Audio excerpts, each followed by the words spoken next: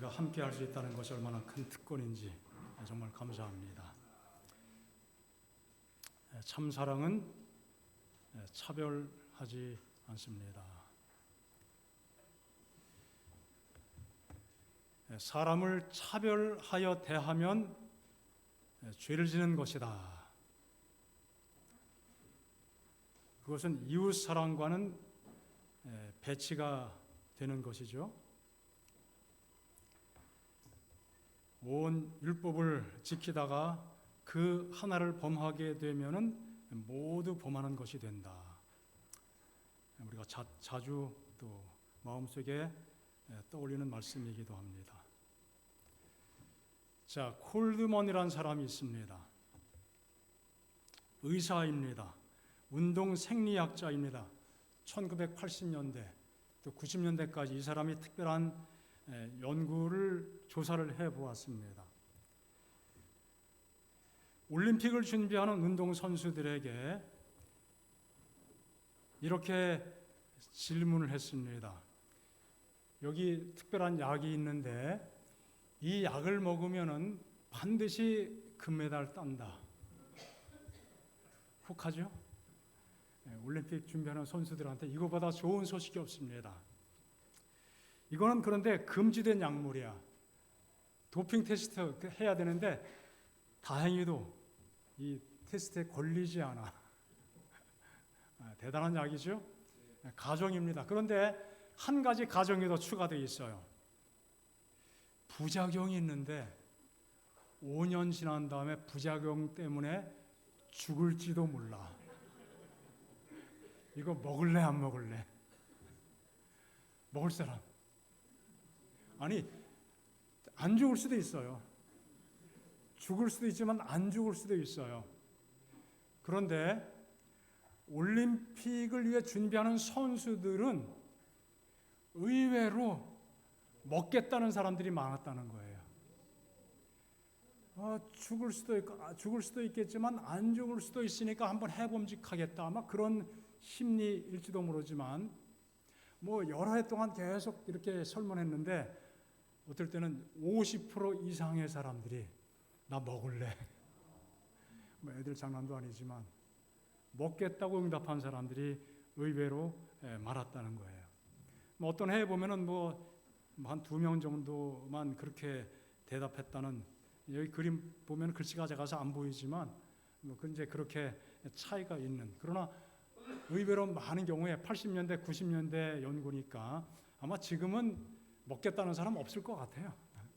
요즘에 젊은 사람들이 그거 금메달 하나 목에 걸고 돈 좀 준다고 해서 죽을지도 모르는 그 약을 먹겠습니까? 하지만 많은 사람들이 그렇게 반응했다는 것입니다. 이것을 골드만의 딜레마라고 하는 용어로 많이 회자가 되고 있습니다. 1등 하고 싶은데 먹으면 1등 분명한데 먹으면 죽을지도 모르니까 이건 큰 딜레마죠. 그런데 그럼에도 불구하고 사람들이 선택한다는 것입니다. 승부에 대한 지나친 압박, 그 욕망, 그것이 얼마나 큰지 그 사람의 개인의 삶의 전체를 바라보는 시야를 흐리게 하고 만 것이죠.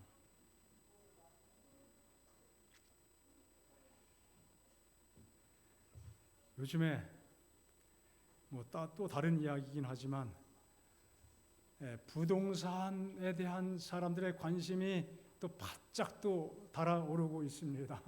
늘 그래왔지만 특별히 더 그런 시기가 있습니다. 이런 부작용을 어떻게 좀 해결해 보려고 국가 차원에서 자꾸 뭔가 이렇게 제약을 걸죠. 제한을 둡니다. 대출을 주었고, 그 다음에 또 여러 가지 조치들을 계속 하고 있죠. 이제 허가제로 거의 그런 상황입니다. 아마 허가제가 될지도 모르겠어요.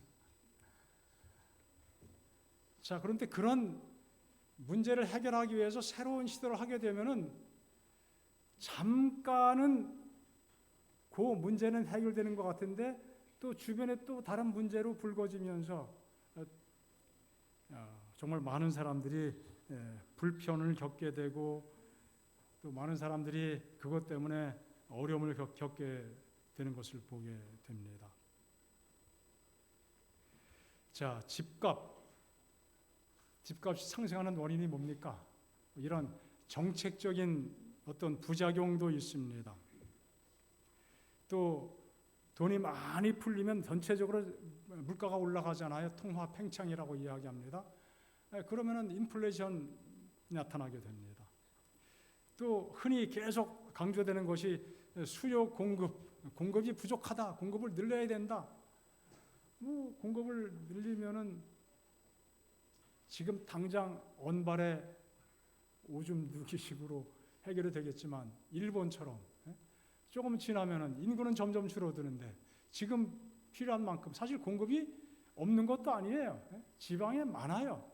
서울에 집중이 돼서 그렇지 서울에만 공급이 부족한 것이죠. 잔뜩 쳐보세요. 나중에 인구 줄면 어떻게 돼요? 집값이 또 한없이 하락하게 될 겁니다. 그때 또 어떻게 할 거예요? 차라리 뭐 지방 육성 정책을 더 펼치는 것이 훨씬 좋겠다는 뭐 그런 생각이 없진 않지만 어렵죠. 안 되니까. 결국은 무엇입니까? 사람들의 심리죠.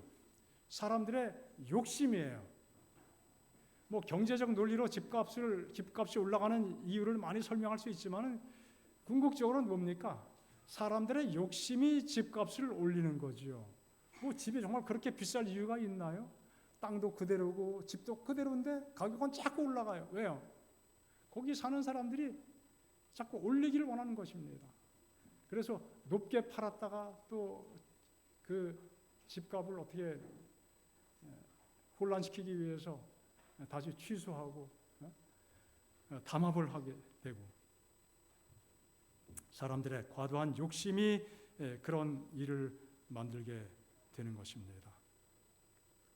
자, 그러면서 정말 주택이 필요한 사람들에게는 기회가 박탈당하는 것이 이 세상이 돌아가는 모습입니다. 자, 그러면서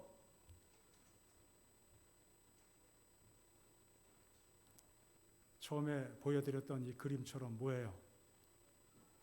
먼저 고지를 선점한 사람들은 여유 있게 편안하게 있지만 올라가려고 노력하는 사람들에게는 이 기회가 아무리 노력을 해도 오지 않습니다.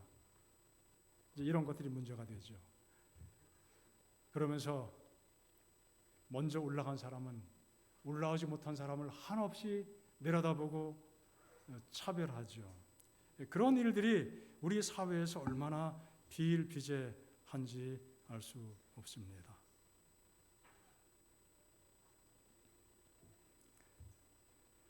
이렇게 경쟁에서 승리한 사람들은 우월감을 가지고 많은 사람들을 내려다보고 또 차별하고 또 무시하는 일들을 많이 보게 됩니다. 이런 일들이 어린 아이들에게까지도 전달이 돼요. 그 아이들이 서로 이야기합니다. 야, 니네 어떤 집에 살아? 아파트야? 연립이야? 뭐 우리 현실이 그래요. 무슨 아파트야? 얼마짜리야? 너희 아빠 차 브랜드가 뭐야?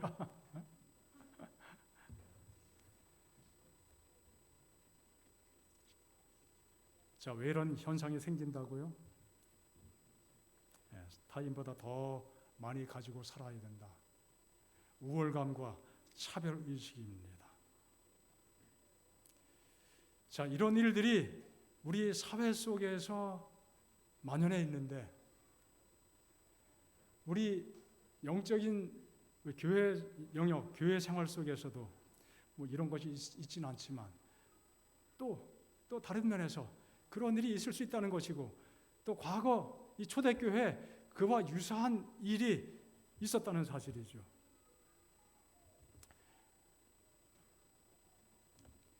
야고보 2장의 그 앞부분을 보면요. 정말 그런 일이 있을까 싶은 일이 있었다는 사실을 기록하고 있습니다. 부자가 있고 가난한 사람들이 교회에 함께 있죠. 겉으로 딱 봐도 좋은 옷을 입고 금 가락지를 끼고 아주 호화롭게 그 모습을 드러내면서 교회에 들어오는 사람이 있었던 것이죠. 그리고 어떤 사람은 정말 초라하고 남루한 옷을 입고 교회에 들어오는 사람이 있었어요. 그런데 먼저 왔던 사람들이 어떻게 해요? 아주 화려한 모습을 가지고 들어오는 사람들은 여기 와서 앉으라고 아주 환대하면서 어서 오시라고 아주 뭐 좋은 자리가 어떤 자리인지 모르지만 그런 자리로 안내를 했다는 것입니다. 정말 아부 같은 대우를 하게 된 것이죠. 가난한 자가 들어오게 되면은 아는 척도 안 하고 쳐다보지도 않고 무시하고 차별하고 업신여기고 그냥 거기 있어. 아니면 내 발등상 밑에 여기 앉으면 되겠네. 그런 일이 실제로 있었던 것이죠. 그 사실을 성경에 기록을 하고 있습니다.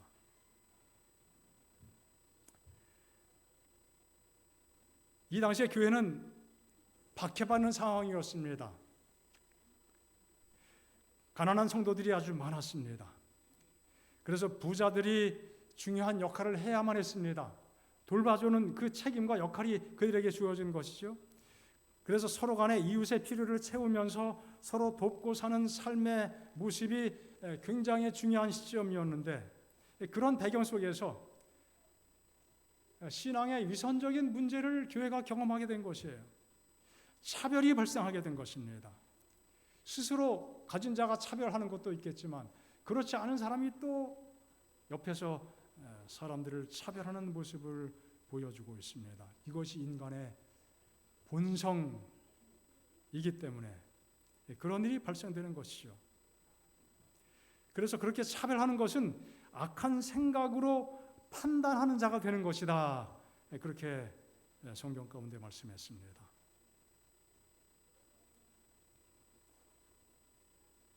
사랑하는 형제들아, 들을지어다. 하나님이 세상에서 가난한 자를 택하사 믿음에 부여하게 하신다. 이 사실을 알지 못하느냐? 또 그 가난한 사람들에게 하늘을 상속해 주겠다는 것이죠.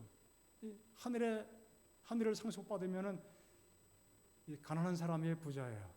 더 이상 가난하지 않습니다.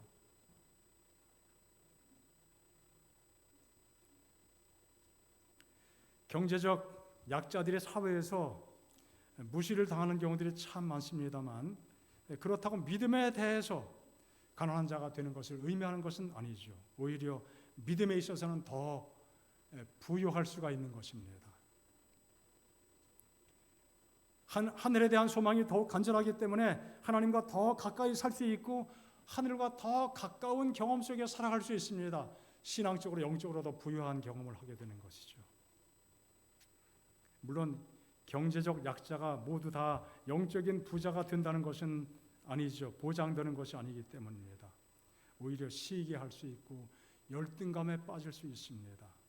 또 분노에 빠질 수가 있고 원망에 빠질 수가 있습니다. 하지만 경제적 부족이 그들의 심령에 가난한 것으로 이끌어 준다면은 하나님을 더 의지하고 자신의 연약함을 하나님께 더 온전히 의탁하는 그러한 삶의 방향으로 이끌어 준다면은 주님께서 말씀하신 것처럼 천국이 누구의 것이라? 저들의 것이라 하는 복을 누리게 되는 것이죠.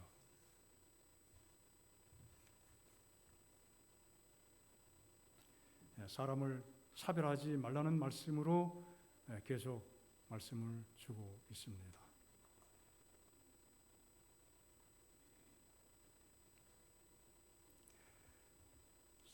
사랑하는 형제들아, 들을지어다. 하나님이 세상에서 가난한 자를 택하사 믿음에 부여하게 하시고 또 자기를 사랑하는 자들에게 약속하신 나라를 상속으로 받게 하지 아니하셨느냐. 우리가 다 이런 측면에서 부자임을 또 감사하며 또 만족하며 하나님을 더욱 의지하시기를 바랍니다. 야고보가 지적한 것처럼 부자는 오히려 가난한 자를 업신여기고 또 억압하고 심지어 어디로 데려간다고요? 법정으로까지 데려가서 조금 남은 거 다 탈탈 털어가는 그러한 일들을 오히려 부작하지 않느냐. 그런 것을 전체적으로 보면서 우리는 아무도 차별을 하면 되지 않겠다. 차별 받아서도 안 되겠지만 차별의 마음을 가지고 살아갈 이유가 없다라고 하는 것이죠.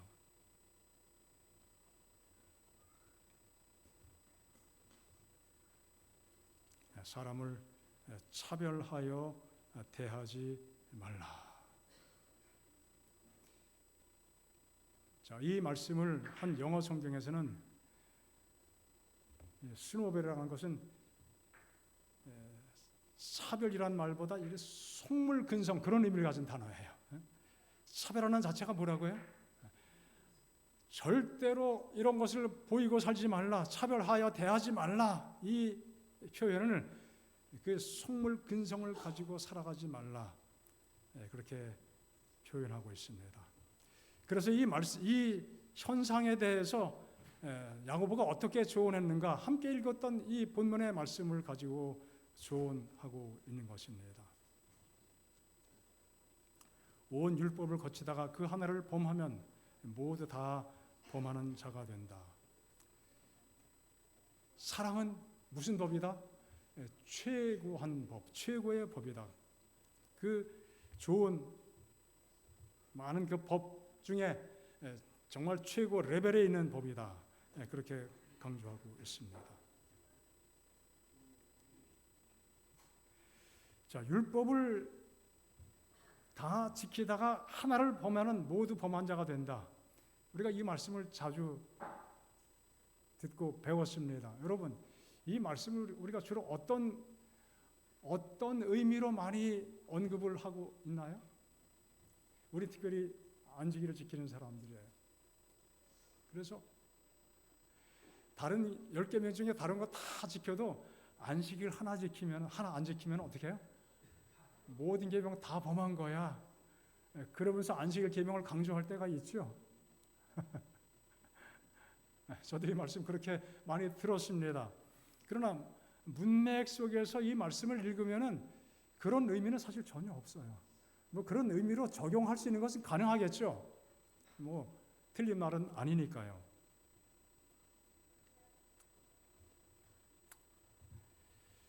모든 10계명은 다 지키다가 안식일 계명 하나 어긋나면은 말짱 도루묵이다. 그런 의미로 이 말씀을 주신 것이 아니죠. 차별하는 것입니다. 하나님의 법 자체가 사랑이죠. 그 사랑의 가치, 그것을 깨닫지 못하고 계명을 다 지킨다고 노력하지만 정작 사람을 사랑하지 못하면은 안 지킨 거나 다름없지 않냐 이거예요. 안식일 아무리 잘 지킨다고 해도 여기 야고보서가 말씀하신 대로 이 차별의 마음을 가지고 사람들을 대하고 배타적으로 사람을 대하면은 그 안식일 지키는 것이 과연 무슨 의미가 있겠느냐? 그것을 범하는 일이 되고야만 한다. 그것과 별 차이가 없다는 것이죠. 율법을 잘 지킨다고 할지라도 또 자부할지라도 미천한 사람을 멸시하고 미천하게 보이는 사람을 멸시하고 차별하게 된다면 율법 전체를 다 범하는 것과 똑같다. 그렇게 말씀하고 있는 것입니다. 이게 작아 보이는 문제처럼 느낄지 모르지만 결국은 작은 문제가 아니고 정말 큰 문제입니다. 차별. 자기의 어떤 삶의 영역 확실하게 경계선을 쳐놓고 울타리 쳐놓고 접근하지 못하게 하고 다가서지도 않고 이게 작은 문제일 것 같지만 결국은 큰 문제가 될 수밖에 없는 거예요. 왜요? 사랑이 없기 때문에, 사랑이 빠져버렸기 때문이죠.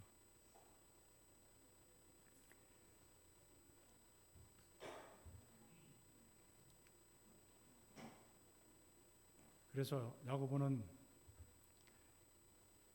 소외된 계층, 연약한 계층을 돌보는 그 실천을 강조합니다. 그것을 그렇게 조언하고 있는 것이죠. 사람을 배타적으로 대하는 그 차원을 벗어나서 실제적으로 발벗고 나서서 도움이 필요한 사람들에게 가까이 다가가고 그들의 필요를 채우는 그러한 일이 정말 중요하다는 것이죠. 믿음이 있다고 이야기하면서 실천하지 않는다면 무슨 소용이 있겠는가? 행하지 않는다면 어떤 행함이에요? 형제나 자매가 헐벗고 먹을 것이 없는데 옆에 서가지고 야 집에 가서 먹어. 너 왜 배고파서 고생하냐? 가서 먹어라. 정말 필요한 것은 뭐예요? 손을 내밀고 좀 도와주는 건데 그런 일을 하지 않고 방관하고 그렇게 하는 것이 과연 무슨 의미가 있겠냐? 그렇게 실천하지 않는 것은 그 믿음 자체가 뭐라고요? 죽은 것이 아니겠느냐? 그렇게 말씀하고 있는 것입니다. 여기는 문맥을 다 떼버리고 행함이 없는 믿음은 그 자체가 죽은 것이야. 그렇게만 읽어버리면 어떻게 돼요? 이게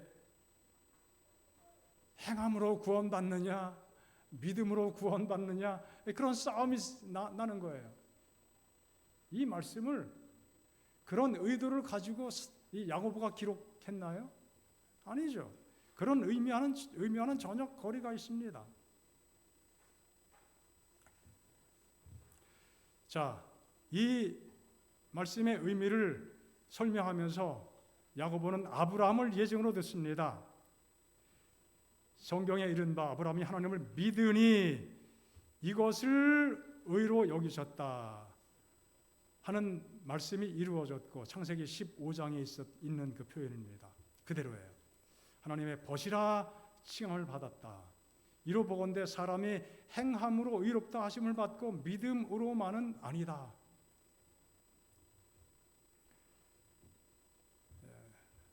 실천하지 않고 행하지 않고 그런 믿음은 죽은 거다. 아브라함은 죽은 믿음이 아니라 살아있는 믿음을 가진 사람이라고 하는 예증을 통해서 다시 한번 그 논리를 강조하고 있는 것입니다. 말씀드린 것처럼 행함으로 의롭다 하심 받고 믿음으로만은 아니다. 또 생함으로 그런 표현들, 이런 표현들이 늘 논쟁의 핵심이 되는 말씀이에요. 자, 이 말씀이 어떤 의미일까요? 여기 말씀된 것처럼 아브라함은 하나님의 말씀을 믿었어요. 아들이 있고 많은 자손이 넘치게 될 것이라는 말씀을 믿었습니다. 성경에 이른바 창세기 15장에 하나님께서 주신 그 말씀을 믿으면서 하나님께서 언약식을 체결하셨죠. 짐승을 쪼개고 하나님의 영광이 그 사이를 지나가셨습니다. 정말 특별한 경험을 했습니다. 놀라운 언약의 경험이에요. 그런데 확실히 믿었죠. 확실히 믿은 거예요. 99%만 믿은 것이 아니라 100% 믿었어요. 그 믿음 자체는 부족함이 없는 믿음이에요. 그런데 그 이후에도 아브라함은 실수했어요, 안 했어요? 실수했습니다.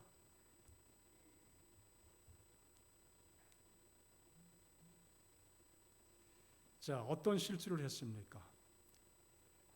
이스마엘을 낳았어요.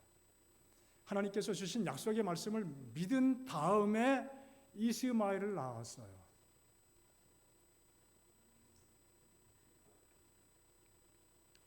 그리고 천사가 방문해서 명년에 너희들에게 진짜 아들이 있게 될 거야.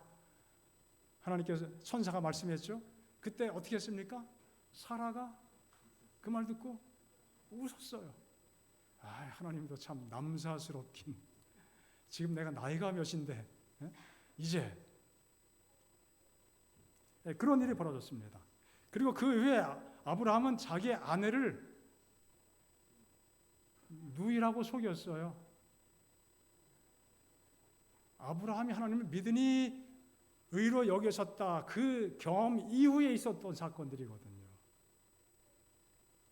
자, 계속 그런 일이 언제까지 반복될 것인가? 아브라함의 믿음의 클라이막스는 어디에서 경험됩니까? 창세기 22장이에요. 모리아 산에서입니다.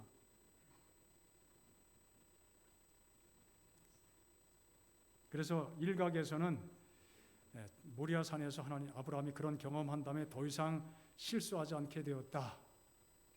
뭐 그렇게 하면서 결국은 행함이 뒷받침되지 않으면은 구원이 없다. 또 그런 논리로 이어갑니다.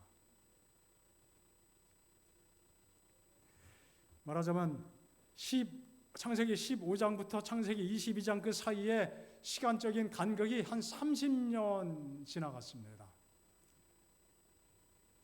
하나님의 명령을 온전히 순종해서 자신의 아들을 제물로 바치는 그 온전한 믿음, 그게 아니면 불가능하죠. 그래서 그것은 온전한 믿음인데 그것 때문에 그가 정말 의인이 되었는가? 그래서 그 순간에 하나님께 온전히 받아들여진다가 되었는가? 그것은 아니죠. 비록 믿어서 의로 여겨진다 되었고 그 과정에 실수가 많이 있었지만 그 모든 전체적인 과정 속에서 아브라함은 어떻게 해요? 그가 가졌던 그 믿음이 점차적으로 계속 자라나가면서 그런 지점까지 이르게 됐다는 것이죠. 그 관점이 그런 것입니다. 믿음의 성숙을 경험하게 된 것입니다. 그래서 가졌던 믿음이 점차로 자라나서 온전히 순종하는 실천의 믿음으로 아브라함이 드디어 어떻게 된 거예요? 성숙하게 된 것입니다. 하나님께 대한 믿음을 실천을 통해서 구체적으로 보여주게 된 것을 의미하고 있는 것입니다.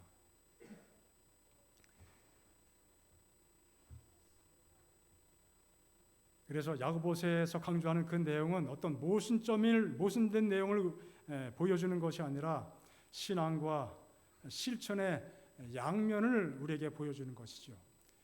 믿음은 반드시 실천의 열매로 나타나게 된다는 것을 강조합니다. 하나님의 말씀을 순종함에 이르게 한다는 것이죠.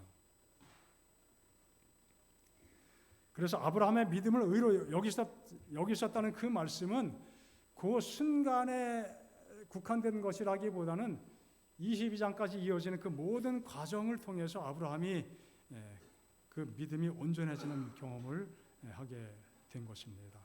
그리고 아브라함을 하나님의 친구가 되었다고 말씀하고 있죠. 친구.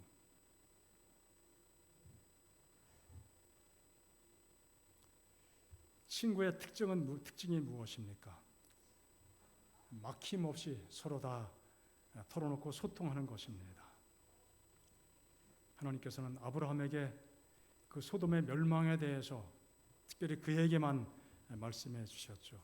그런 측면에서 아브라함은 하나님과 아주 매우 가까운 친구로 버디가 됐어요. 하나님은 또 우리에게도 친구라고 말씀하고 있습니다. 하나님의 구속의 역사를 깨닫게 해주신 그 특권 속에서 우리 모두가 더 이상 종이 아니고 뭐예요? 친구라고 말씀합니다. 종은 의논의 상대가 되지 않죠? 친구가 의논의 상대가 됩니다.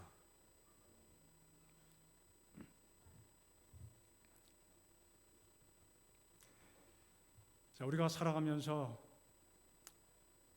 이 야고보서의 말씀이 우리에게 주는 의미가 무엇인지 기억할 필요가 있습니다. 우리가 노골적으로 이렇게 차별하지는 않을 거예요. 그렇게 마음이 허용하지 않을 겁니다. 그러나 우리가 모르는 사이에 또 그런 일에 연루되는 경험을 할 수 있습니다. 저는 초등학교 1년 과정을 빼놓고는 소위 삼육학교에서 공부를 했습니다. 뭐 이사를 다니다 보니까 친구들 보면은 이사하지 않은 친구들은요 초등학교 3, 6학교 입학하면요 요즘에는 유치원도 생겨서 유치원까지 6년 초등학교, 중학교 3년, 고등학교 3년, 12년을 그냥 같이 살아요. 뭐 남녀 공학이니까 남자 여자 섞여서 그냥 같이 친구처럼 지냅니다. 그리고 심지어 대학까지도 같이 가요. 그리고 4년, 16년. 뭐 큰 다음에는 모르겠지만 중고등학교 시를 보면요. 저도 이제 대전에서 중학교 졸업하고 서울 삼육으로 고등학교 왔는데 대전은 완전히 촌 사람이더라고요. 아이들이 뭐 초등학교 때부터 같이 지내고 중학교 같이 지내고 같이 올라온 아이들 같이 막 어울리고 하다 보니까 완전히 무슨 느낌이 들어요? 소외감이 느껴지는 거죠. 일부러 그런 것은 아니에요. 굉장히 어색하고 뭐 이렇게 오래 가진 않았지만 친구를 사귀면서 해소가 되지만 왠지 모르게 그런 느낌이 있습니다. 그래서 이제 삼육학교에 가게 되면 정말 모든 것들이 이상적이고 좋지만 그런 것들이 조금 불편할 때가 있는 것이죠. 뭐 늘 친하게 지냈으니까 끼리 어울리고 그러다 보니까 주변 친구들이 어떻게 해요? 들어갈 자리가 거의 안 보이는 거예요. 굉장히 그런 것들이죠. 자, 우리가 살아가는 삶의 모든 영역이 사실 그렇습니다. 우리는 친한 사람끼리 뭉치게 돼 있어요. 나쁜 것은 아니지만 교회에서도 자주 어떤 소그룹이 잘 되는데 그 잘된 소그룹이 알게 모르게 좀 약간의 어떤 그 부정적인 그 영향을 미칠 수 있는 것이 뭡니까? 그룹 멤버들끼리는 아주 똘똘 뭉치는데 다른 사람이 이렇게 잘 들어가기 어려운 뭐 일부러 그런 것도 아니지만 그런 현상이 생길 수가 있는 것이죠. 자, 그래서 우리가 야고보서의 말씀을 읽으면서 우리의 안목을 좀 더 넓혀서 우리가 모두를 다 포용하고 있는가? 의도하지 않은 어떤 차별이 발생할 수 있다는 사실입니다. 그래서 모든 사람들과의 경계를 허물고 담을 허물고 누구하고든지 가까이 할 수 있는, 그래서 누가 우리 공동체 안에 들어와도 누구하고든지 쉽게 어울릴 수 있는 그러한 교회의 모습을 만들어가는 것이 우리가 지향해야 될 교회의 방향이 아니겠습니까? 여러분, 유화제란 말 아시죠? 유화제 뭐예요? 여러분, 이 삼육두유가 건강식품이라고 우리가 알고 다른 두유보다 더 좋다고 믿고 있죠. 그런데 그 두유는요, 물론 확실히 좋습니다. 그건 제가 인정합니다. 그러나 그 속에는 집에서 만든 콩을 갈아서 만든 두유는 아니잖아요. 그 콩 갈은 것도 있지만 거기 뭐가 있어요? 기름도 들어가죠. 맛을 내려고. 그 다음에 단 것도 들어가죠. 그 서로 성질이 다른 물질들이 서로 만나면 어떻게 돼요? 서로 섞여요, 안 섞여요? 이 자체가 배타적이에요. 경계심을 가지고 있습니다. 그래서 그 경계선을 허물게 하는 그 물질이 뭐예요? 유화제라는 거예요. 그래서 그 유화제를 또 다른 말로 계면활성제라고 이야기합니다. 그 계면이 뭡니까? 경계면이에요. 물과 기름이 안 섞이잖아요. 경계가 뚜렷합니다. 막 섞어서 넣어보세요. 물은 물끼리, 기름은 기름끼리, 기름이 떠올라요.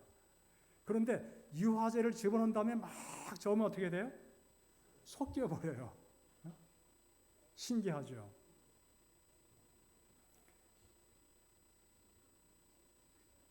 비싼 아이스크림 냉동실에 잘 보관하면은 맛있는 그대로 먹을 수 있는데 일단 녹여보세요.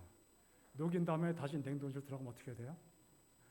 물이 분리가 되고 다 분리가 돼가지고 뭐 무슨 맛인지 모르는 상황이 되죠. 계면 활성제를 활용해서 잘 섞었는데 이게 다시 뒤집어진 거예요.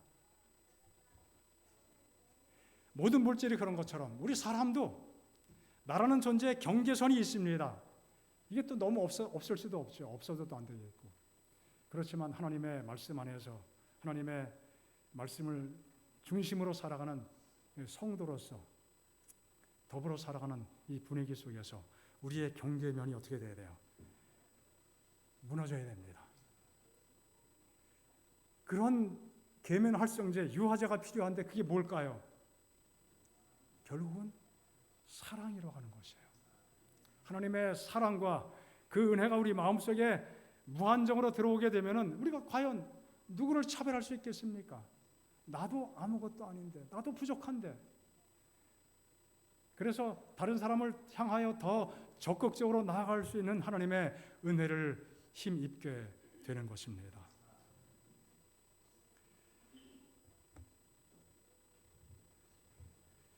덩어려져서 경계선이 확실하기 때문에 이웃을 받아들이거나 수용하지 않고 담을 쌓고 살아가는 것은 진리를 역행하는 삶인 것을 야고보서가 우리에게 교훈해주고 있습니다. 섞이면은 그때 맛이 더 좋아지죠. 제맛이 나는 것입니다. 교회 증언의 말씀입니다. 사회의 계급은 결코 평등해지지 않을 것이다. 아무리 노력해도 이 분리 차별 이거는 없어질 수는 없다는 것이죠. 왜냐하면 우리의 인류를 특징짓는 상태의 다양성은 하나님께서 품성을 시험하고 개발시키기 위하여 계획하신 수단들 중 하나이기 때문이다. 영적으로 이렇게 바라보고 해석한 것입니다. 사람들의 죄된 마음, 교만한 마음, 이기적인 마음 그런 것들 때문에 많은 경계를 만들고 담을 쌓고 살아가지만 하나님께서도 그 상황 자체를 하나님의 백성들의 그 선한 영적인 훈련을 위해서 그것을 활용하신다는 것이에요. 우리의 품성을 시험하고 나가서 어떻게 해요? 개발시키기 위해서 계획하신 수단들 중 하나가 되는 것이다. 많은 사람들이 큰 열심으로 하나님의 현세의 축복을 모든 사람이 균등하게 분배해야 한다는 주장을 해왔다. 공산당도 그랬어요. 나누지도 않으면서 나눠야 된다고 이야기해요. 아주 정말 나쁜 사람들이죠. 지금도 이런 일을 많이 추구합니다. 추구할지라도 부분적으로는 이루어지겠지만 전체적으로는 이루어지지 않을 것임이 너무 분명합니다. 결코 똑같은 수준으로 평등해지지는 않을 것이다. 창조주의 목적이 아니었습니다. 하나님께서 기대하시는 것은 무엇입니까? 이런 상태들이 계속 이어지지만 예수님께서 그리스도께서 가난한 자들이 언제나 우리와 함께 있을 것이라고 말씀하셨습니다. 가난한 자들과 부자들은 다 같이 그리스도의 피로 사신 바가 되었다. 그래서 좀 더 유리한 입장에 놓인 사람들이 좀 더 불리한 입장에 놓인 사람들과 가까이 하면서 그들에게 다가가면서 뭔가 선한 일을 베풀고 선을 베풀고 선한 손길로 그들에게 다가가서 만져주고 붙잡아주고 그러한 일을 통해서 하나님께서 기대하시는 우리의 품성이 어떻게 되는 거예요? 개발되는 것이죠. 우리의